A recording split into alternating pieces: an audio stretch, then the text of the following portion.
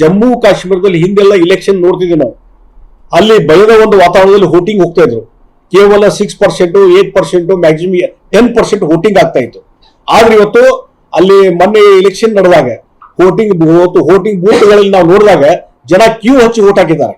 60%, 65%, 68%, 70% ವರೆಗೆ ಇವತ್ತು ವೋಟಿಂಗ್ ಮಾಡಿದ್ ನೋಡಿದ್ರೆ ಇದು ಪ್ರಜಾತಂತ್ರದ ಒಂದು ವ್ಯವಸ್ಥೆಯ ಗೆಲುವು ಅಂತ ನಾನು ತಿಳ್ಕೊಂಡಿದ್ದೀನಿ.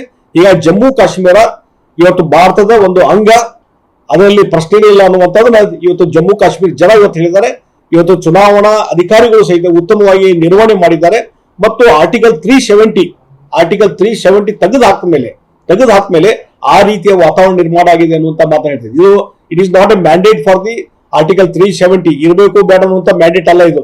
ಆ ಆರ್ಟಿಕಲ್ 370 ತೆಗೆದ್ರಿಂದ ಇವತ್ತು ಬೇರೆ ರಾಜ್ಯದ ಜನರು ಅಲ್ಲಿ ಹೋಗ್ಲಿಕ್ಕೆ ಚಾಲು ಮಾಡಿದ್ದಾರೆ.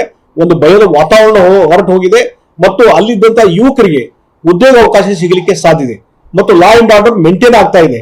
ಇದು ಒಂದು ಉತ್ತಮವಾದಂತಹ ಬೆಳವಣಿಗೆ. ಆ ಹಿನ್ನೆಲೆಯಲ್ಲಿ ಜಮ್ಮು ಕಾಶ್ಮೀರ ಇವತ್ತು ಭಾರತದ ಒಂದು ಅವಿಭಾಜ್ಯ ಅಂಗ ಅನ್ನುವಂತ ರೀತಿಯಲ್ಲಿ ಜನತೆ ಒಂದು ತೀರ್ಪು ಕೊಟ್ಟಿದ್ದಾರೆ. ಇದು ಪ್ರಜಾತಂತ್ರದ ವ್ಯವಸ್ಥೆ.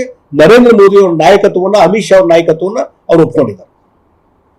ಈಗ ಹರಿಯಾಣ ರಿಸಲ್ಟ್ ಸಂಬಂಧಪಟ್ಟಂಗೆ ಕಾಂಗ್ರೆಸ್ ನಾಯಕರು ಆರೋಪ ಮಾಡ್ತಾ ಇದ್ದಾರೆ, ಬೆಳಗಿನ ರಿಸಲ್ಟ್ ಬೇರೆ ಇತ್ತು, ಈಗ ಚೇಂಜ್ ಆಗಿದೆ ಅಂತ ಹೇಳಿ ಚುನಾವಣಾ ಆಯೋಗದ ಮೇಲೆ ಸಂಶಯ ಪಡುವಂತದ್ದನ್ನ ನಾವು ಒಂದು ಹೇಳ್ತೀನಿ. ಇದು ಒಂದೊಂದು ರೌಂಡಿಗೆ, 2 ರೌಂಡಿಗೆ, 3 ರೌಂಡಿಗೆ, 4 ರೌಂಡಿಗೆ, 10 ರೌಂಡಿಗೆ ಇದು ಬದಲಾವಣೆ ಹಾಕೊಂತ ಹೋಗ್ತದೆ ರಿಸಲ್ಟ್.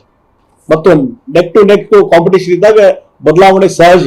ಹೀಗಾಗಿ ಇವತ್ತು ಬೆಳಿಗ್ಗೆ ನಾವು ಮುಂದಿದ್ವಿ, ಈಗ ಸಾಯಂಕಾಲ ಮಧ್ಯಾಹ್ನ ನಾವು ಹಿಂದಿದ್ದೀವಿ ಅಂತಂದ್ರೆ ಅದಕ್ಕೆ ಚುನಾವಣಾ ಆಯೋಗಕ್ಕೆ ಕಂಪ್ಲೇಂಟ್ ಕೊಡುವಂತದ್ದಾಗ್ಲಿ ಮತ್ತೊಂದಾಗ್ಲಿ. ಹಾಗಾದ್ರೆ ಜಮ್ಮು ಕಾಶ್ಮೀರದಲ್ಲಿ ಹಾಗೆ ಆಗ್ಬೇಕಾಯ್ತಲ್ಲ.